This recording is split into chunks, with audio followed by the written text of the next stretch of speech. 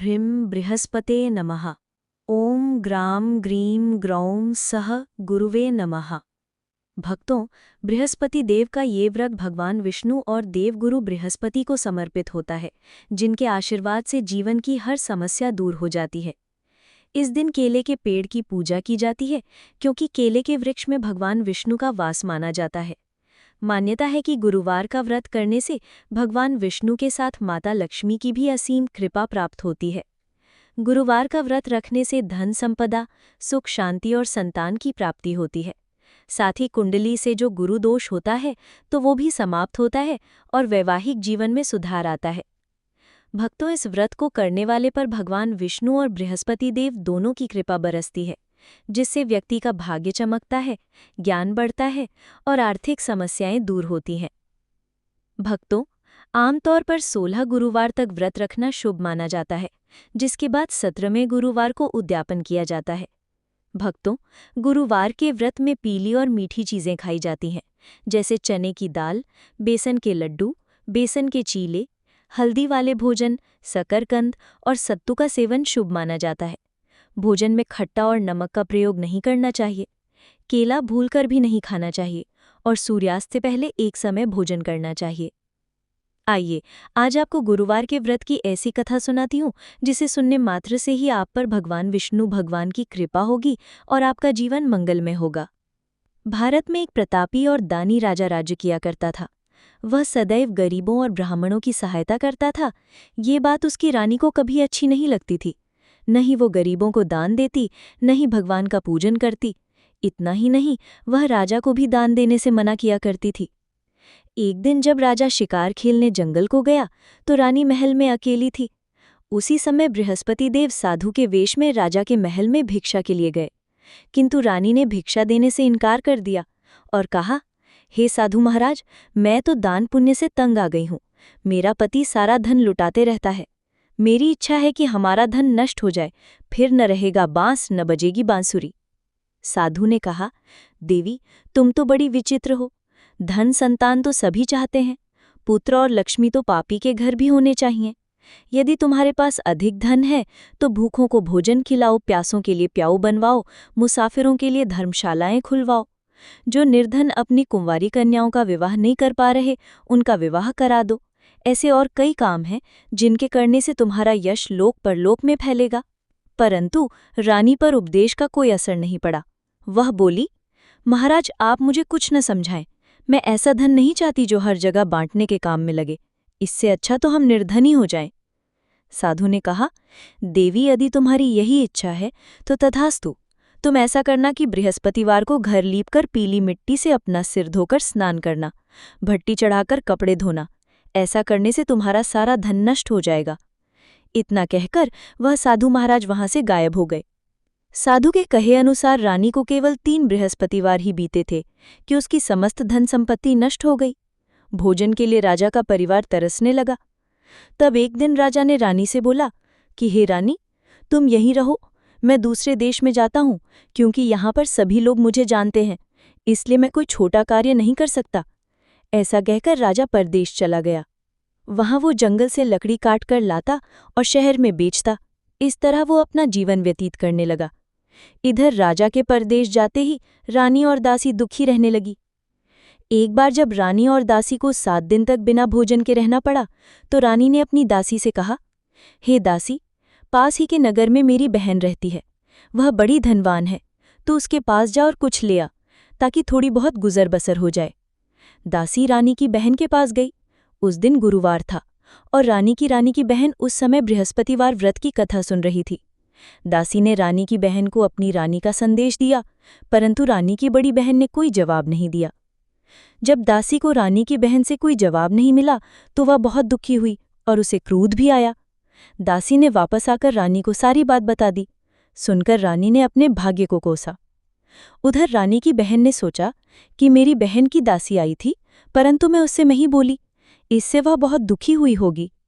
कथा सुनकर और पूजन समाप्त करके वह अपनी बहन के घर आई और कहने लगी, हे बहन, मैं बृहस्पतिवार का व्रत कर रही थी। तुम्हारी दासी मेरे घर आई थी, परंतु जब तक कथा होती है तब तक न तो उठते हैं न ही बोलते हैं, इसलिए मैं नहीं बोली। कहो बहन, क्या बात हो गई? रानी बोली, बहन, तुमसे क्या छिपाऊं, हमारे घर में खाने तक को अनाज नहीं था। ऐसा कहते कहते रानी की आंखें भर आईं। उसने दासी समेत पिछले 7 दिनों से भूखे रहने तक की बात अपनी बहन को बताई।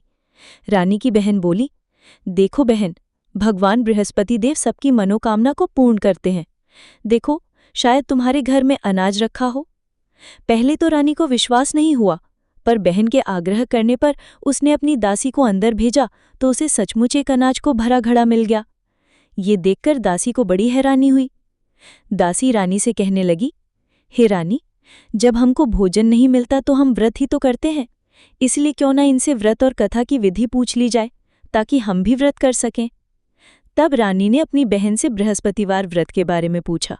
उसकी बहन ने बताया, बृहस्पतिवार के व्रत में चने की दाल और मुनक्का से विष्णु भगवान का केले की जड़ में पूजन करें तथा दीपक जलाएं, व्रत कथा सुनें और पीला भोजन ही करें। इससे बृहस्पति देव प्रसन्न होते हैं। व्रत और पूजन विधि बताकर रानी की बहन अपने घर को लौट गई। 7 दिन के बाद जब गुरुवार आया तो रानी और दासी ने व्रत रखा। घुड़साल में जाकर चना और गुड़ लेकर आईं, फिर उससे केले की जड़ तथा विष्णु भगवान का पूजन किया। अब पीला भोजन कहाँ से आए, इस बात को लेकर दोनों बहुत दुखी थे। चूंकि उन्होंने व्रत रखा था, इसलिए बृहस्पति देव उनसे प्रसन्न थे। इसलिए वे एक साधारण व्यक्ति का रूप धारण कर 2 थालों में सुंदर पीला भोजन दासी को दे गए। भोजन पाकर दासी प्रसन्न हुई और फिर रानी के साथ मिलकर भोजन ग्रहण किया। उसके बाद वे सभी गुरुवार को व्रत और पूजन करने लगी। बृहस्पति भगवान की कृपा से उनके पास फिर से धन संपत्ति आ गई, परंतु रानी फिर से पहले की तरह आलस्य करने लगी। तब दासी बोली, देखो रानी, तुम पहले भी इस प्रकार आलस्य करती थीं। तुम्हें धन रखने में कष्ट होता था, इस कारण सभी धन नष्ट हो गया, और अब जब भगवान बृहस्पति की कृपा से धन मिला है तो तुम्हें फिर से आलस्य होता है। रानी को समझाते हुए दासी कहती है कि बड़ी मुसीबतों के बाद हमने ये धन पाया है, इसलिए हमें दान पुण्य करना चाहिए, भूखे मनुष्यों को भोजन कराना चाहिए और धन को शुभ कार्यों में खर्च करना चाहिए, जिससे तुम्हारे कुल का यश बढ़ेगा, स्वर्ग की प्राप्ति होगी और पितृ प्रसन्न होंगे। दासी की बात मानकर रानी अपना धन शुभ कार्यों में खर्च करने लगी, जिससे पूरे नगर में उसका यश फैलने लगा। एक दिन राजा दुखी होकर जंगल में एक पेड़ के नीचे आसन जमाकर बैठ गया। वे अपनी दशा को याद करके व्याकुल होने लगा। बृहस्पतिवार का दिन था, तभी उसने देखा कि निर्जन वन में एक साधु प्रकट हुए। वे साधु वेश में स्वयं बृहस्पति देवता थे। लकड़हारे के सामने आकर बोले, हे लकड़हारे, इस सुनसान जंगल में तू चिंता में क्यों बैठा है? लकड़हारे ने दोनों हाथ जोड़कर प्रणाम किया और कहा, महात्मा जी, आप सब कुछ जानते हैं, मैं क्या कहूँ। ये कहकर रोने लगा और साधु को अपनी आत्मबीती सुनाई। महात्मा जी ने कहा, तुम्हारी स्त्री ने बृहस्पति के दिन बृहस्पति भगवान का निरादर किया है, जिसके कारण रुष्ट होकर उन्होंने तुम्हारी ये दशा कर दी। अब तुम चिंता को दूर करके मेरे कहने पर चलो तो तुम्हारे सब कष्ट दूर हो जाएंगे और भगवान पहले से भी अधिक संपत्ति देंगे। तुम बृहस्पति के दिन कथा किया करो। 2 पैसे के चने मुनक्का लाकर उसका प्रसाद बनाओ और शुद्ध जल से लोटे में शक्कर मिलाकर अमृत तैयार करो। कथा के पश्चात अपने सारे परिवार और सुनने वाले प्रेमियों में अमृत व प्रसाद बांटकर आप भी ग्रहण करो। ऐसा करने से भगवान तुम्हारी सब मनोकामनाएं पूरी करेंगे।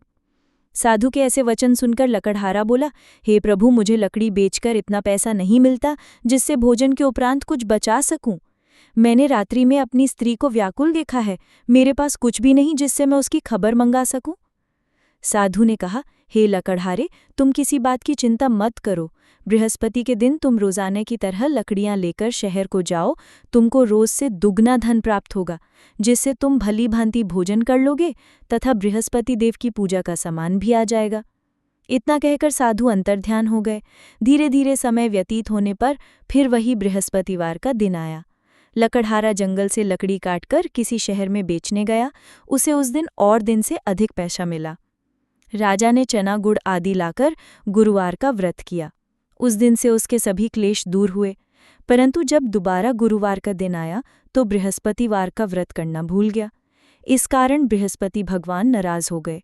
उस दिन उस नगर के राजा ने विशाल यज्ञ का आयोजन किया तथा शहर में ये घोषणा करा दी कि कोई भी मनुष्य अपने घर में भोजन ना बनावे, ना आग जलावे, समस्त जनता मेरे यहाँ भोजन करने आवे। इस आज्ञा को जो ना मानेगा उसे फांसी की सजा दी जाएगी। इस तरह की घोषणा संपूर्ण नगर में करवा दी गई। राजा की आज्ञा अनुसार शहर के सभी लोग भोजन करने गए, लेकिन लकड़हारा कुछ देर से पहुंचा। इसलिए राजा उसको अपने साथ घर लिवा ले गए और ले जाकर भोजन करा रहे थे तो रानी की दृष्टि उस खूंटी पर पड़ी जिस पर उसका हार लटका हुआ था। वे वहां पर दिखाई नहीं दिया। रानी ने निश्चय किया कि मेरा हार इस मनुष्य ने चुरा लिया है। उसी समय सिपाहियों को बुलाकर उसको जेल में डलवा दिया।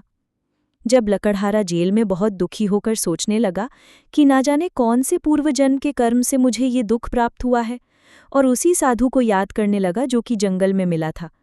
उसी समय तत्काल बृहस्पति देव साधु के रूप में प्रकट हुए और उसकी दशा को देखकर कहने लगे, अरे मूर्ख, तूने बृहस्पति देव की कथा नहीं की, इस कारण तुझे ये दुख प्राप्त हुआ है। अब चिंता मत कर, बृहस्पतिवार के दिन कारागार के दरवाजे पर 4 पैसे पड़े मिलेंगे। उनसे तू बृहस्पति देव की पूजा करना, तेरे सभी कष्ट दूर हो जाएंगे। बृहस्पति के दिन उसे 4 पैसे मिले। लकड़हारे ने कथा कही। उसी रात्रि को बृहस्पति देव ने उस नगर के राजा को स्वप्न में कहा, हे राजा, तुमने जिस आदमी को जेल में बंद कर दिया है वे निर्दोष है। वे राजा है, उसे छोड़ देना। रानी का हार उसी खूंटी पर लटका है। अगर तू ऐसा नहीं करेगा तो मैं तेरे राज्य को नष्ट कर दूंगा। इस तरह की रात्रि के स्वप्न को देखकर राजा प्रातःकाल उठा और खूंटी पर हार देखकर लकड़हारे को बुलाकर क्षमा मांगी तथा लकड़हारे को योग्य सुंदर वस्त्र आभूषण देकर विदा कर दिया। बृहस्पति देव की आज्ञा अनुसार लकड़हारा अपने नगर को चल दिया। राजा जब अपने नगर के निकट पहुंचा तो उसे बड़ा आश्चर्य हुआ। नगर में पहले से अधिक बाग, तालाब, कुएं तथा बहुत सी धर्मशाला, मंदिर आदि बन गई हैं। राजा ने पूछा, ये किसका बाग और धर्मशाला है? तब नगर के सब लोग कहने लगे, ये सब रानी और बांदी के हैं। तो राजा को आश्चर्य हुआ और गुस्सा भी आया। जब रानी ने ये खबर सुनी कि राजा आ रहे हैं तो उन्होंने दासी से कहा कि हे दासी, देख, राजा हमको कितनी बुरी हालत में छोड़ गए थे। हमारी ऐसी हालत देखकर वे लौट न जाएं, इसलिए तो दरवाजे पर खड़ी हो जा। आज्ञा अनुसार दासी दरवाजे पर खड़ी हो गई। राजा आए तो उन्हें अपने साथ लिवा लाई। तब राजा ने क्रोध करके अपनी रानी से पूछा कि ये धन तुम्हें कैसे प्राप्त हुआ है? तब उन्होंने कहा कि हमें ये सब धन बृहस्पति देव के इस व्रत के प्रभाव से प्राप्त हुआ है।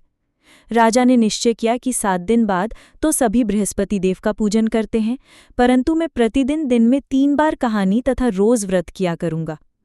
अब हर समय राजा के दुपट्टे में चने की दाल बंधी रहती तथा दिन में 3 बार कहानी कहता। एक रोज राजा ने विचार किया कि चलो अपनी बहन के यहाँ हो आवे। इस तरह निश्चय कर राजा घोड़े पर सवार हो अपनी बहन के यहाँ को चलने लगा। मार्ग में उसने देखा कि कुछ आदमी एक मुर्दे को लिए जा रहे हैं। उन्हें रोककर राजा कहने लगा, अरे भाइयों, मेरी बृहस्पति देव की कथा सुन लो। वे बोले, लो, हमारा तो आदमी मर गया है, इसको अपनी कथा की पड़ी है। परंतु कुछ आदमी बोले, अच्छा कहो, हम तुम्हारी कथा भी सुनेंगे। राजा ने दाल निकाली और जब कथा आधी हुई थी कि मुर्दा हिलने लग गया, और जब कथा समाप्त हो गई तो राम राम करके मनुष्य उठकर खड़ा हो गया। आगे मार्ग में उसे एक किसान खेत में हल चलाता मिला। राजा ने उसे देख और उससे बोले, अरे भैया, तुम मेरी बृहस्पतिवार की कथा सुन लो। किसान बोला, जब तक मैं तेरी कथा सुनूंगा तब तक 4 हल जोत लूंगा। जा, अपनी कथा किसी और को सुनाना। इस तरह राजा आगे चलने लगा। राजा के हटते ही बैल पछाड़ खाकर गिर गए तथा किसान के पेट में बड़ी जोर का दर्द होने लगा। उस समय उसकी माँ रोटी लेकर आई। उसने जब ये देखा तो अपने पुत्र से सब हाल पूछा और बेटे ने सभी हाल कह दिया। तो बुढ़िया दौड़ी दौड़ी उस घुड़सवार के पास गई और उससे बोली कि मैं तेरी कथा सुनूंगी, तू अपनी कथा मेरे खेत पर चलकर ही कहना। राजा ने बुढ़िया के खेत पर जाकर कथा कही, जिसको सुनते ही वो बैल उठ खड़े हुए तथा किसान के पेट का दर्द भी बंद हो गया। राजा अपनी बहन के घर पहुंचा। बहन ने भाई की खूब मेहमानी की। दूसरे रोज प्रातःकाल राजा जगा तो वो देखने लगा कि सब लोग भोजन कर रहे हैं। राजा ने अपनी बहन से कहा, ऐसा कोई मनुष्य है जिसने भोजन नहीं किया हो, मेरी बृहस्पतिवार की कथा सुन ले। बहन बोली, हे भैया, ये देश ऐसा ही है कि पहले यहाँ लोग भोजन करते हैं, बाद में अन्य काम करते हैं। अगर कोई पड़ोस में है तो देखाऊं। वो ऐसा कहकर देखने चली गई, परंतु उसे कोई ऐसा व्यक्ति नहीं मिला जिसने भोजन न किया हो। अतः वो एक कुम्हार के घर गई जिसका लड़का बीमार था। उसे मालूम हुआ कि उनके यहाँ 3 रोज से किसी ने भोजन नहीं किया है। रानी ने अपने भाई की कथा सुनने के लिए कुम्हार से कहा। वो तैयार हो गया। राजा ने जाकर बृहस्पतिवार की कथा कही, जिसको सुनकर उसका लड़का ठीक हो गया। अब तो राजा की प्रशंसा होने लगी। एक रोज राजा ने अपनी बहन से कहा कि हे बहन, हम अपने घर को जाएंगे, तुम भी तैयार हो जाओ। राजा की बहन ने अपनी सास से कहा, हाँ चली जा, परंतु अपने लड़कों को मत ले जाना, क्योंकि तेरे भाई के कोई औलाद नहीं है। बहन ने अपने भैया से कहा, हे भैया, मैं तो चलूंगी, पर कोई बालक नहीं जाएगा। राजा बोला, जब कोई बालक नहीं चलेगा तब तुम ही क्या करोगी। बड़े दुखी मन से राजा अपने नगर को लौट आया। राजा ने अपनी रानी से कहा, हम निर्वंशी हैं, हमारा मुंह देखने का धर्म नहीं है और कुछ भोजन आदि नहीं किया। रानी बोली, हे प्रभु, बृहस्पति देव ने हमें सब कुछ दिया है, वो हमें औलाद अवश्य देंगे। उसी रात को बृहस्पति देव ने राजा से स्वप्न में कहा, हे राजा, उठ, सभी सोच त्याग दे, तेरी रानी गर्भ से है। राजा की ये बात सुनकर बड़ी खुशी हुई। 9वें महीने में उसके गर्भ से एक सुंदर पुत्र पैदा हुआ। तब राजा बोला, हे रानी, स्त्री बिना भोजन के रह सकती है, पर बिना कहे नहीं रह सकती। जब मेरी बहन आवे तो मुझसे कुछ कहना मत। रानी ने सुनकर हाँ कर दिया। जब राजा की बहन ने ये शुभ समाचार सुना तो वो बहुत खुश हुई तथा बधाई लेकर अपने भाई के यहाँ आई। तभी रानी ने कहा, घोड़ा चढ़कर तो नहीं आई, गधा चढ़ी आई। राजा की बहन बोली, भाभी, मैं इस प्रकार न कहती तो तुम्हें औलाद कैसे मिलती। बृहस्पति देव ऐसे ही हैं, जैसी जिसके मन में कामनाएं हैं सभी को पूर्ण करते हैं। जो सद्भावना पूर्वक बृहस्पतिवार का व्रत करता है एवं कथा पढ़ता है अथवा सुनता है, दूसरों को सुनाता है, बृहस्पति देव उसकी सभी मनोकामनाएं पूर्ण करते हैं। भगवान बृहस्पति देव उसकी सदैव रक्षा करते हैं। संसार में जो मनुष्य सद्भावना से भगवान जी का पूजन व्रत सच्ची हृदय से करते हैं तो उनकी सभी मनोकामनाएं पूर्ण करते हैं। जैसी सच्ची भावना से रानी और राजा ने उनकी कथा का गुणगान किया तो उनकी सभी इच्छाएं बृहस्पति देव जी ने पूर्ण की थीं। इसलिए पूर्ण कथा सुनने के बाद प्रसाद लेकर जाना चाहिए। हृदय से उसका मनन करते हुए जयकारा बोलना चाहिए। बोलो बृहस्पति देव की जय, भगवान विष्णु की जय। आइए एक अन्य बृहस्पति देव की कथा का श्रवण करते हैं। प्राचीन काल में एक ब्राह्मण रहता था। वो बहुत निर्धन था। उसके कोई संतान नहीं थी। उसकी स्त्री बहुत मलिनता के साथ रहती थी। वो स्नान न करती, किसी देवता का पूजन न करती। इससे ब्राह्मण देवता बड़े दुखी थे। बेचारे बहुत कुछ कहते थे, किंतु उसका कुछ परिणाम न निकला। भगवान की कृपा से ब्राह्मण की स्त्री के कन्या रूपी रत्न पैदा हुआ। कन्या बड़ी होने पर प्रातः स्नान करके विष्णु भगवान का जाप व बृहस्पतिवार का व्रत करने लगी। अपने पूजन पाठ को समाप्त करके विद्यालय जाती तो अपनी मुट्ठी में जौ भर के ले जाती और पाठशाला के मार्ग में डालती जाती। जब ये जौ सोने के हो जाते तब लौटते समय उनको बीनकर घर ले आती थी। एक दिन ये बालिका सूप में उस सोने के जौ को भटक कर साफ कर रही थी कि उसके पिता ने देख लिया और कहा, हे बेटी, सोने के जौ के लिए सोने का सूप होना चाहिए। दूसरे दिन बृहस्पतिवार था। इस कन्या ने व्रत रखा और बृहस्पति देव से प्रार्थना करके कहा, मैंने आपकी पूजा सच्चे मन से की हो तो मेरे लिए सोने का सूप दे दो। बृहस्पति देव ने उसकी प्रार्थना स्वीकार कर ली। रोजाना की तरह वो कन्या जौ फैलाती हुई जाने लगी और जब लौटकर जौ बीन रही थी तो बृहस्पति देव की कृपा से सोने का सूप मिला। उसे वो घर ले आई और उसमें जौ साफ करने लगी, परंतु उसकी माँ का वही ढंग रहा। एक दिन की बात है कि वो कन्या सोने के सूप में जौ साफ कर रही थी। उस समय उस शहर का राजपुत्र वहां से होकर निकला। इस कन्या के रूप और कार्य को देखकर मोहित हो गया और अपने घर आकर भोजन तथा जल त्याग कर उदास होकर लेट गया। राजा को इस बात का पता लगा तो अपने मंत्री के साथ उसके पास गए और बोले, हे बेटा, तुम्हें किस बात का कष्ट है। अपने पिता की राजकुमार ने बातें सुनी तो वो बोला, मुझे आपकी कृपा से किसी बात का दुख नहीं है, किसी ने मेरा अपमान नहीं किया है, परंतु मैं उस लड़की से विवाह करना चाहता हूँ जो सोने के सूप में जौ साफ कर रही थी।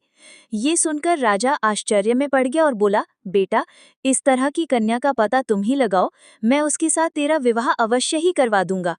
राजकुमार ने उस लड़की के घर का पता बताया।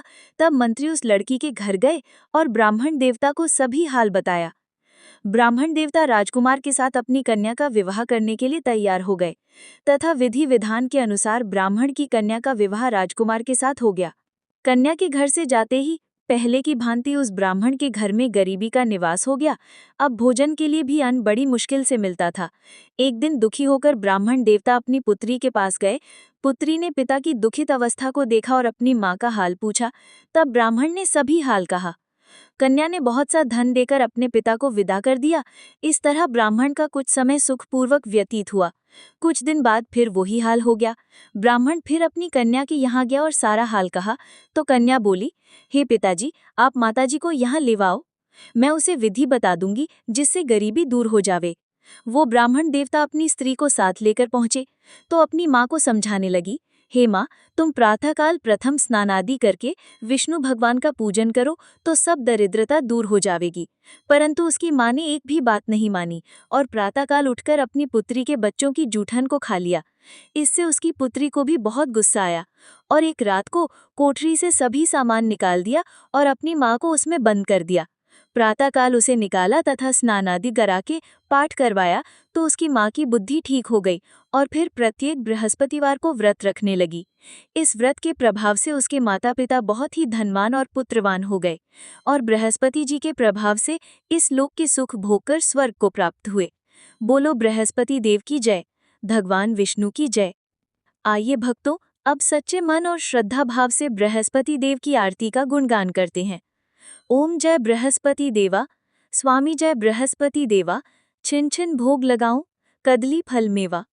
ओम जय बृहस्पति देवा, तुम पूर्ण परमात्मा, तुम अंतर्यामी, जगत पिता जगदीश्वर तुम सबके स्वामी।